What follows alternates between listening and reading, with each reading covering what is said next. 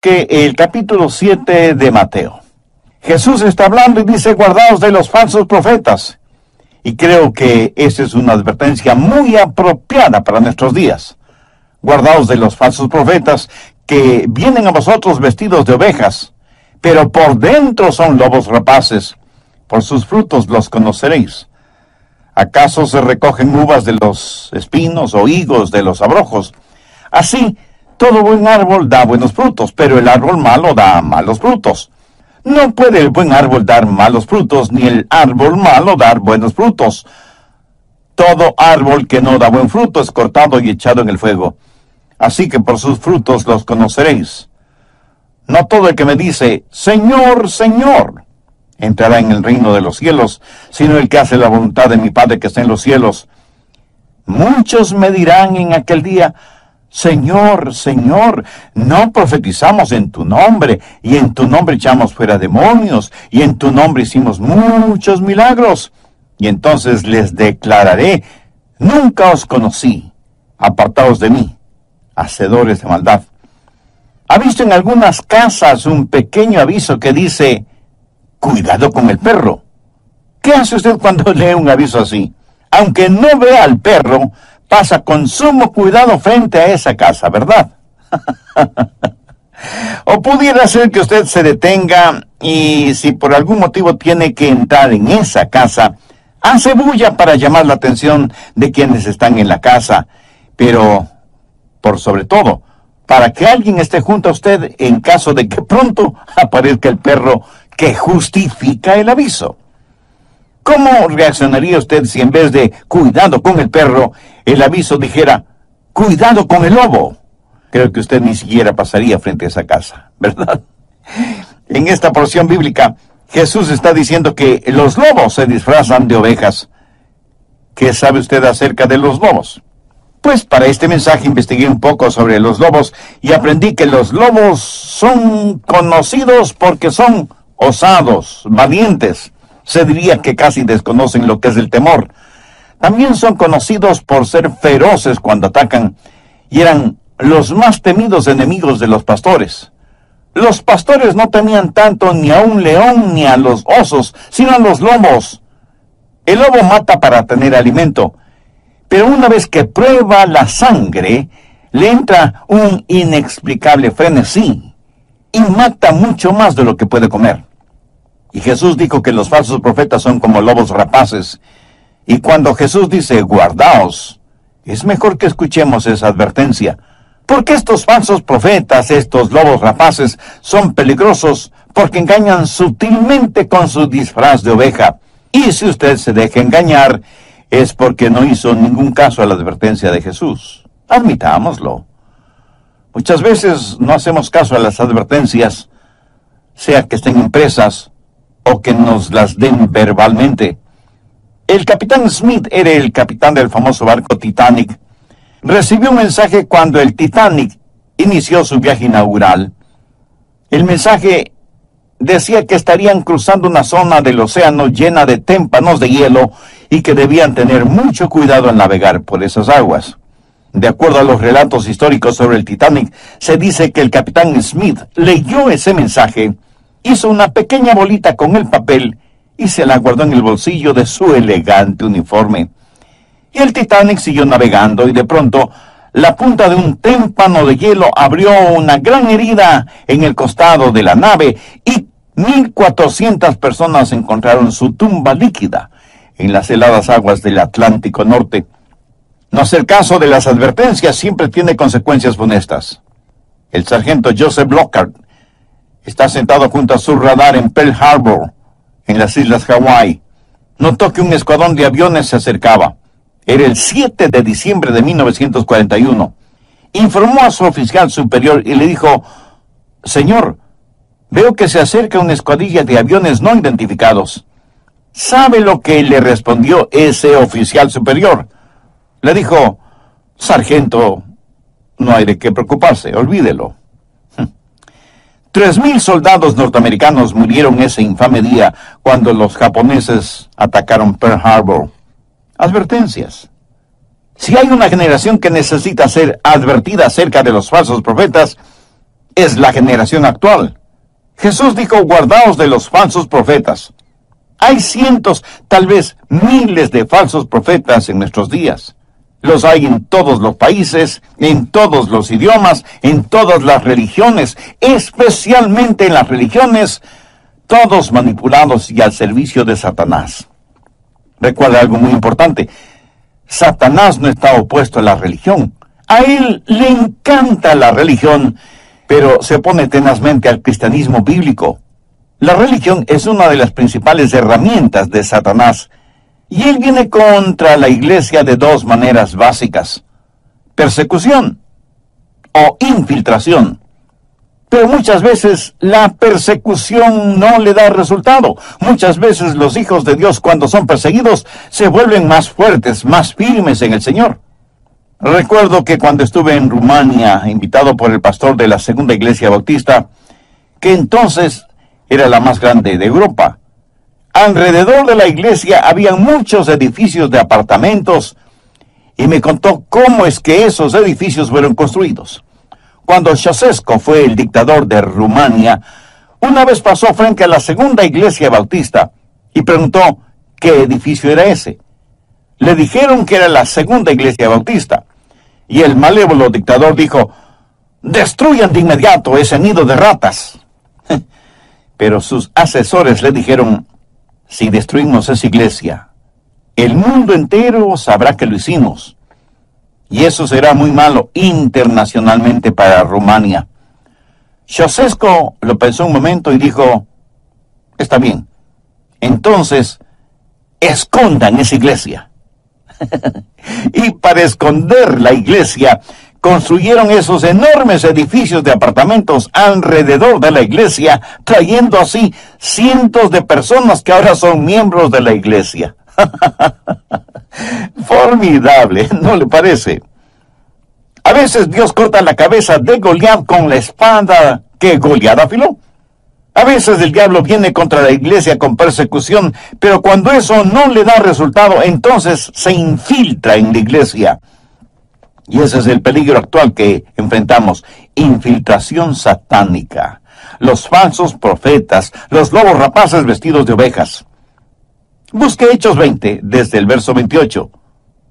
Pablo les dice a los ancianos de la iglesia de Éfeso, por tanto, mirad por vosotros y por todo el rebaño en que el Espíritu Santo os ha puesto por obispos, para apacentar la iglesia del Señor, la cual él ganó por su propia sangre. Porque yo sé que después de mi partida entrarán en medio de vosotros lobos rapaces que no perdonarán al rebaño. ¿Y qué es lo que les dijo Pablo a los creyentes de la iglesia de Corinto? Les dijo, porque estos son falsos apóstoles, obreros fraudulentos, que se disfrazan como apóstoles de Cristo, y no es maravilla, porque el mismo Satanás se disfraza como ángel de luz, así que no es extraño si también sus ministros se disfrazan como ministros de justicia, cuyo fin será conforme a sus obras.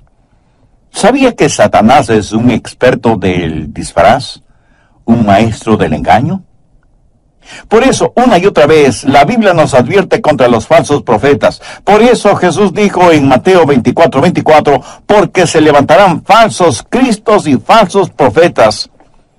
Y esta es una realidad que tristemente se vive en todas partes del mundo, porque como Jesús lo predijo, harán grandes señales y prodigios, de tal manera que engañarán, si fuere posible, aún a los escogidos.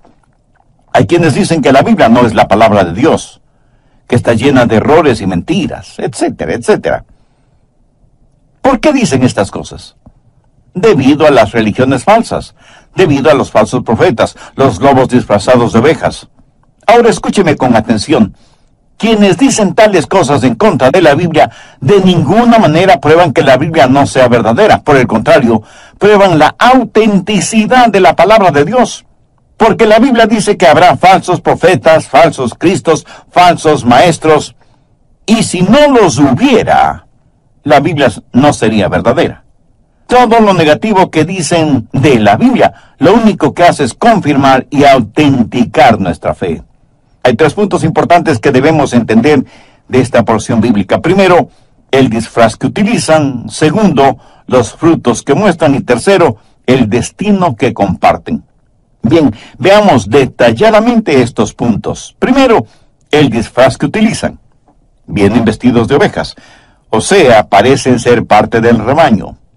Y ese es el disfraz que debemos quitarles para poder ver lo que realmente son, lobos rapaces. Los falsos profetas se presentan en 3 categorías y Dios nos ha dado la descripción de estas 3 categorías en un solo versículo.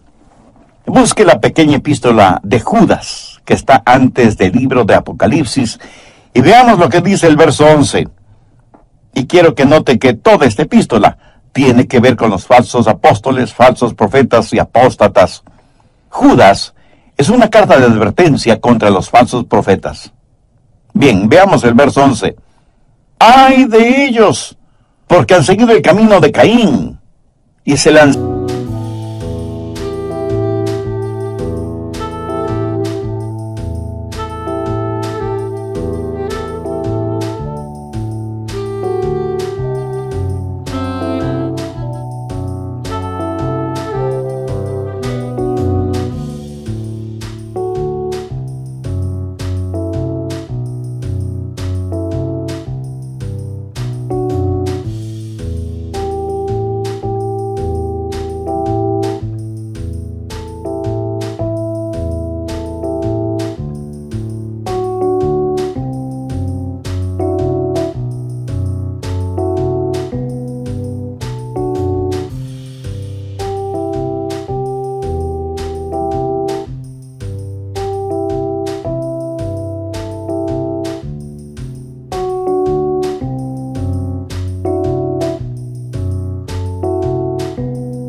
Por lucro en el error de Balaam y perecieron en la contradicción de Coré.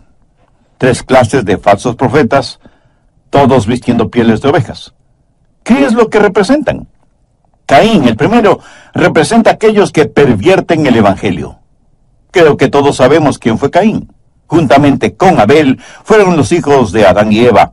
Abel era un pastor y Caín un agricultor. En los 8 primeros versos de Génesis 4 leemos la historia de estos 2 hermanos que presentaron sus ofrendas delante de Dios. Abel trajo de las primicias de su rebaño un cordero sin mancha ni defecto alguno para ser sacrificado delante de Dios como expiación por el pecado. Caín ofreció a Dios el fruto de sus manos, de su trabajo, de su sudor. Así que aquí tenemos a 2 hermanos, 2 ofrendas diferentes que representan 2 religiones y por lo tanto 2 destinos. Abel ofreció lo mejor de su rebaño. ¿Por qué?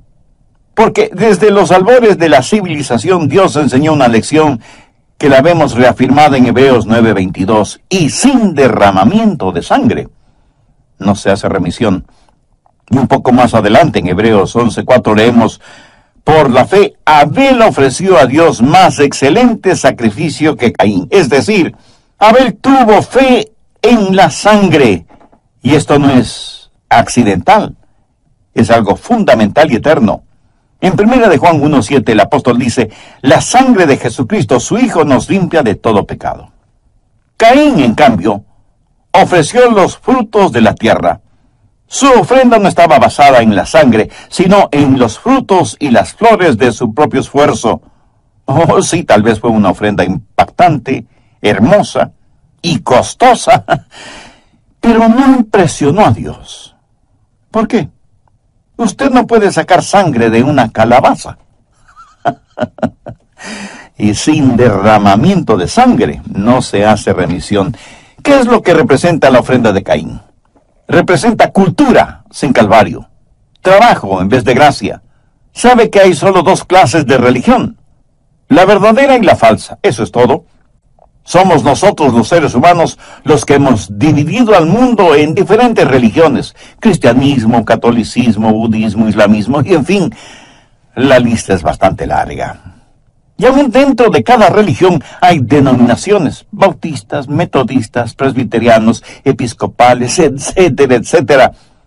Y nos hemos olvidado que hay solo 2 clases de religión: el camino de Caín o el camino de la cruz. El camino de la cruz termina en el cielo, el camino de Caín termina en el infierno. Y en la actualidad, las personas van a sus respectivas iglesias y cantan, y desde el púlpito oyen conferencias sobre los males sociales que nos aquejan y posibles soluciones humanas. Pero es muy raro escuchar una predicación sobre la salvación por medio de la sangre expiatoria de Cristo. Pero quien quiera que predique otro evangelio está siguiendo el camino de Caín, sin que importe cuán apetitosos frutos o hermosas flores presente. Siguen el camino de Caín todos aquellos que pervierten el evangelio. El segundo que Judas menciona es Balaam. Representa no los que pervierten el evangelio, sino los que prostituyen el evangelio. Podríamos decir que Balaam fue un ortodoxo.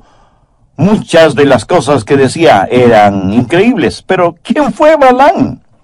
Fue un profeta apóstata, cuya historia la encontramos en el libro de Números desde el capítulo 22. El rey de Moab tenía temor de los israelitas, y como no sabía cómo derrotarlos, desarrolló un plan diabólico y pensó, si pudiera lograr que Dios los maldijera. Y preguntó a sus consejeros, ¿quién podría ser el profeta que podría echar una maldición? Y le dijeron, Balaam. Él sabe todo acerca de este negocio de las profecías, de las bendiciones y de las maldiciones. Así que Balac, el rey de Moab, fue donde Balaam y le dijo, quiero que maldigas a Israel. Y Balaam, asustado, respondió, ¿estás loco? ¿Quieres que maldiga a aquellos a quien Dios les dijo que bendeciría a quienes les bendijere y que maldeciría a quienes les maldijeren? Tienes un tornillo flojo en la cabeza si crees que voy a maldecir a Israel. Pero Balac era astuto y sabía aquello de que todo hombre tiene su precio. Solo es cuestión de saber cuál es ese precio. Y le ofreció a Balaam muchas riquezas, a más de un montón de beneficios, si maldecía a los israelitas. El anzuelo de la tentación fue atractivamente presentado y Balaam se puso a pensar cómo podría seguir sirviendo como profeta de Dios, pero al mismo tiempo no desperdiciar la oportunidad de volverse realmente rico, haciendo lo que Balac le pedía. Y se le ocurrió lo que a él le pareció una idea genial. Le dijo al rey Balac, yo no puedo maldecirlos, pero te diré qué hacer para que ellos mismos se maldigan. Si logras que ellos pequen, ni tú ni yo tendremos que maldecirles, porque Dios mismo les maldecirá. Bueno, este es un punto interesante para detenerme en este estudio bíblico, que lo concluiré en el próximo programa. Ahora, quiero extender una cordial invitación a quienes todavía no han recibido a Cristo en su corazón, y seguramente se preguntan cómo podrían hacerlo. Primero, reconozca que es pecador y que necesita ser salvado. Maldiganon, el doctor Adrian Rogers presenta la segunda parte de su mensaje, Guardaos de los lobos. El programa anterior terminé diciendo algo sobre Balaam, falso profeta de Dios, que aconsejó al rey Moab qué hacer para que los israelitas fueran maldecidos por Dios. O sea, le dijo cómo hacer para que el pueblo de Dios pecara. Así fue como las doncellas moabitas comenzaron a coquetear con los jóvenes israelitas, y el resultado fue fornicación y adulterio y perversidades, los mismos pecados que en la actualidad son una maldición en nuestros propios países. Balaam, el profeta de Dios, no se plantó firme a defender la pureza y la justicia, sino que fue el cerebro detrás de las inmoralidades cometidas por los israelitas con las mujeres de Moab, y por eso Dios exterminó a 24,000 israelitas. ¿Qué es lo que hizo Balaam? No pervirtió el evangelio. El problema de él era que, siendo ortodoxo, era avaro. ¿Qué dice Judas 11? Se lanzaron por lucro en el error de Balaam. Escúcheme, no hay suficientes diablos en el infierno o fuera del infierno que puedan maldecir a un genuino creyente. Pero nosotros podemos maldecirnos nosotros mismos si, diciéndonos hijas o hijos de Dios, vivimos vidas impuras, inmorales e injustas. La razón por la que muchos predicadores y maestros están modernizando el mensaje del Evangelio es por ganancia personal. Esa ganancia no siempre es únicamente financiera. Algunas veces es porque buscan prestigio, o popularidad, o poder, o todas estas cosas a la misma vez. Anota el margen 2 de Pedro 2:1. Pero hubo también falsos profetas entre el pueblo, como habrá entre vosotros falsos maestros, que introducirán encubiertamente herejías destructoras, y aún negarán al Señor que los rescató, atrayendo sobre sí mismos destrucción repentina. Y muchos seguirán sus disoluciones, por causa de los cuales el camino de la verdad será blasfemado. Pero por favor, note cuidadosamente lo que dice el verso 3.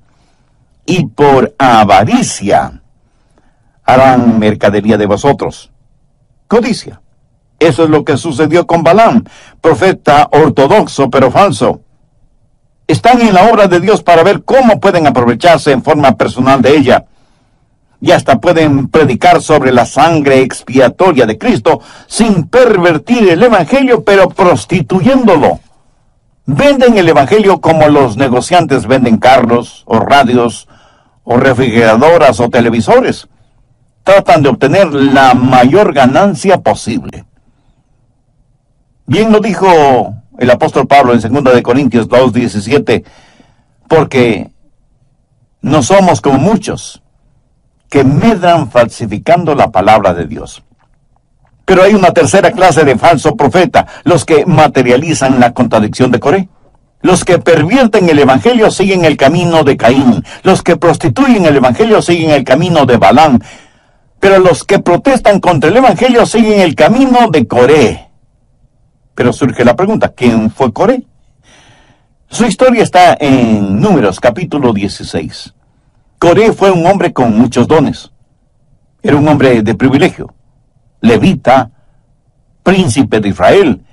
Pero por alguna razón le disgustaba el liderazgo de Moisés y Aarón. Recuerde que Moisés y Aarón eran profeta y sacerdote.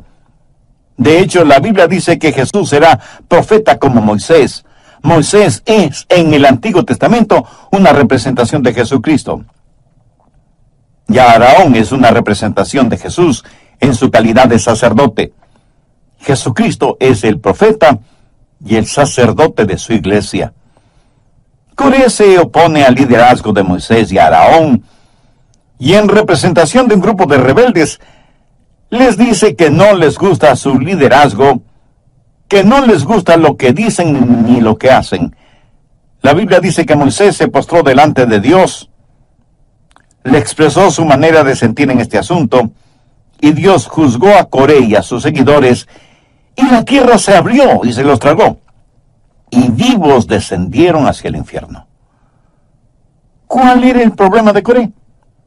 No pervirtió ni prostituyó el Evangelio, sencillamente odiaba el Evangelio. Odiaba a quienes representaban a Dios en su calidad de profeta y sacerdote. Y por eso no hay nada diferente en nuestros días.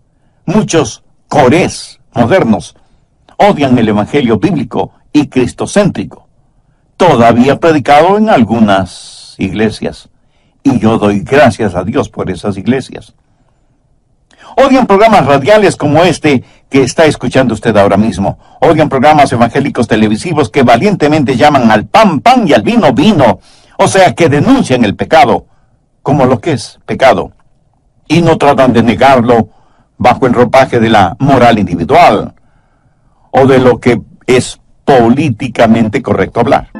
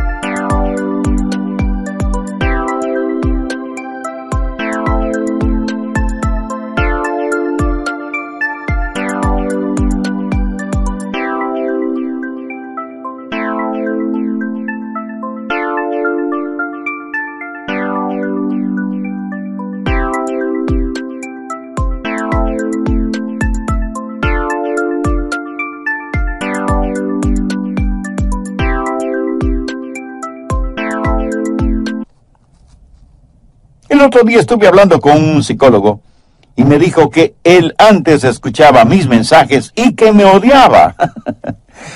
Porque yo con mis mensajes era un hombre peligroso. Y yo di gracias a Dios por predicar el Evangelio, y que por predicar el Evangelio alguien me considere peligroso. De paso le diré que ese psicólogo ahora es mi hermano en la fe. Bendito sea Dios.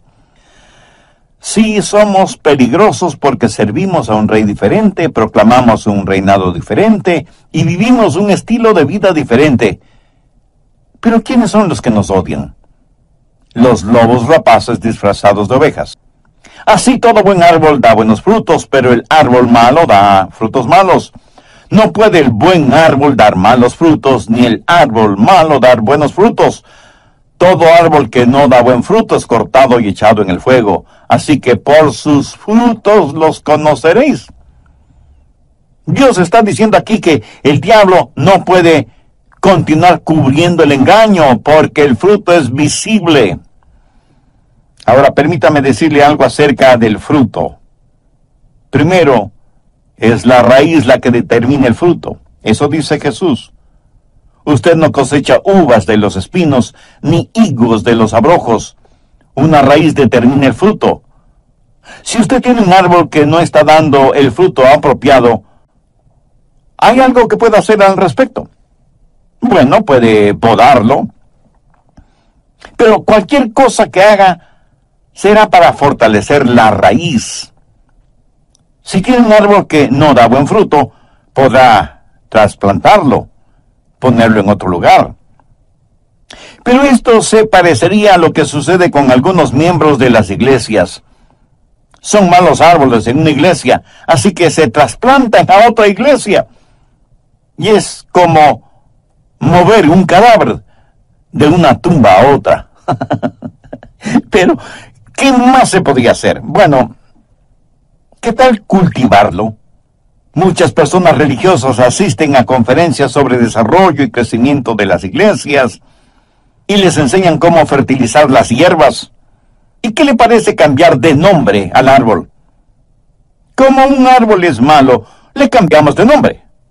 Oiga, el que usted le cambie de nombre no significa que el árbol comenzará a dar buenos frutos, porque es la raíz la que determina el fruto, y usted hasta ese momento ni siquiera ha pensado en la raíz.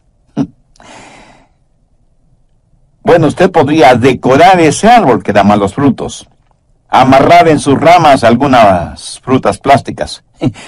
Y algunas frutas plásticas parecen tan reales, ¿verdad? Quita los frutos malos, pone las frutas plásticas hermosas y ya tiene un árbol que da buenos frutos. No. No importa lo que usted haga, podarlo, fertilizarlo, trasplantarlo, decorarlo, cambiarle de nombre. Es la raíz la que determina el fruto. Y de eso está hablando el Señor Jesús. Ahora ponga atención. Aunque la raíz determine el fruto, es el fruto el que revela la raíz. Usted no puede decir qué clase de fruto dará un árbol solo mirando las raíces, porque todas las raíces parecen idénticas. Pero es el fruto el que revela la raíz de la cual procede. Y usted no tiene que ser un científico espacial para entender esto. Jesús enseñó estas cosas, y seguro que en la audiencia que le escuchaba había niños y jovencitos.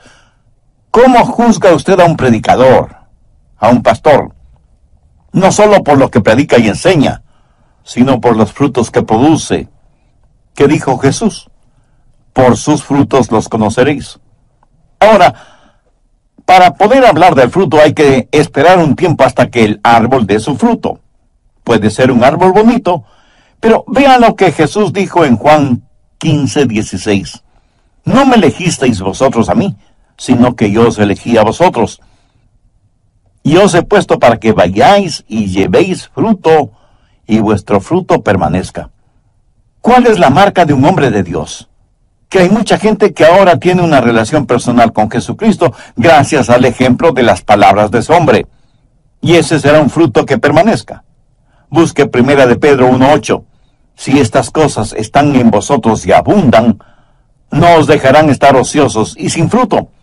Retrocedamos hasta la epístola a los Gálatas 5:22. Mas el fruto del Espíritu es amor, gozo, paz, paciencia, benignidad, bondad, fe, mansedumbre, templanza. Ese es el fruto del Espíritu. Ni usted ni yo por nosotros mismos podemos producir ese fruto. Pero si permanecemos en Jesús, daremos ese fruto. ¿Cómo conocer a los lobos rapaces? Porque llevan una piel debajo de la cual se esconden, pero no pueden esconder sus frutos. Pero demos el siguiente paso. Es la semilla la que determina la raíz y el fruto. Es decir, usted no tendrá ni la raíz ni el fruto adecuado si es que no tiene la semilla apropiada. Y Jesús dijo que la semilla apropiada es la palabra de Dios. En el capítulo 13 de Mateo tenemos la parábola del sembrador. La semilla es la palabra de Dios y es la semilla la que determina la clase de raíz y de fruto que tendrá y dará un árbol. Tercero, el destino que comparten. Mateo 7, desde el verso 21. Les declararé, nunca os conocí. Apartaos de mí, hacedores de maldad. Por favor, ponga mucha atención a lo siguiente.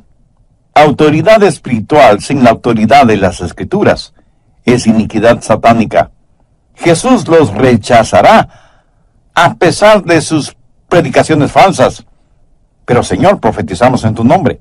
Y Jesús les dirá, apartaos de mí, porque obraron con un poder falso.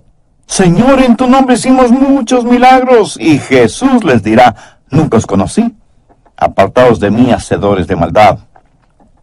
Este no es un cuadro de alguien que ha perdido la salvación, sino de quienes nunca fueron salvos. Oh, sí, pudieron haber predicado y haber tenido campañas de sanidad. Pudieron hasta haber echado fuera a los demonios y haberse beneficiado de cuantiosas ofrendas, pero nunca fueron salvos.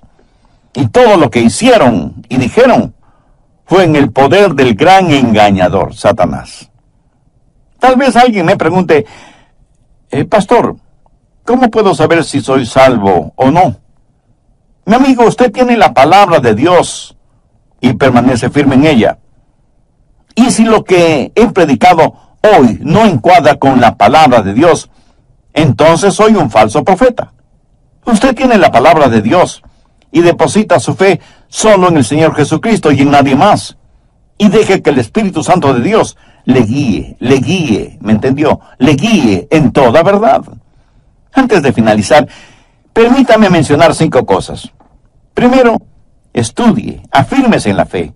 Si no lo hace así, podrá ser arrastrado por cualquier culto falso, por cualquier viento de doctrina. Segundo, muestre su fe. Sabe que el mejor argumento en pro o en contra del cristianismo es la clase de vida que vive un cristiano. Tercero, manténgase firme en su fe y por su fe. Tenga un sólido conocimiento de la palabra de Dios. Cuando esté seguro de la verdad de las Escrituras, podrá detectar inmediatamente cualquier enseñanza falsa. Cuarto, respalde su fe. La gran tragedia en nuestros días es que muchos genuinos cristianos están en malas o dudosas iglesias. Busque una iglesia bíblica y cristocéntrica que predique y enseñe todo el consejo de Dios. Una iglesia en donde el predicador o pastor no utilice el púlpito para promover sus propias ideas o para lograr su propia agenda. No asista a una iglesia solo porque tradicionalmente y por generaciones su familia ha asistido a esa iglesia. Se siente verdaderamente alimentado en lo espiritual en esa iglesia. Siente que espiritualmente está creciendo en esa iglesia. Le están discipulando para que usted a su vez discipule a otros. ¿O usted es solo un miembro más de esa iglesia? Qué triste y trágico es cuando alguien me dice, bueno, sé que la iglesia donde asisto no es una iglesia genuinamente cristiana, pero ya me he acostumbrado a ella. Cuando usted se siente enfermo, ¿va a consultar con su doctor o sencillamente se acostumbra a su enfermedad? Piénselo. Por último, comparta su fe. La gente está hambrienta por conocer la verdad y nosotros conocemos esa verdad, no porque seamos inteligentísimos, sino por la gracia de Dios. comparte esa verdad con otras. No archive o almacene su fe, compártala, gástela, úsela. Y si no la quiere compartir, ¿no será porque usted sabe que lo que tiene es algo falsificado? Que no es lo real, que no es lo verdadero. Si alguna vez fue más necesario el presentar el mensaje del Evangelio, es precisamente ahora, en este tiempo, durante esta generación, porque la advertencia de Jesús, dicha hace más de 2000 años, tiene vigencia inusitada en este siglo. Guardaos de los falsos profetas que vienen a vosotros con vestidos de ovejas, pero por dentro son lobos rapaces. Si usted es un papá o una mamá que todavía no ha entregado su corazón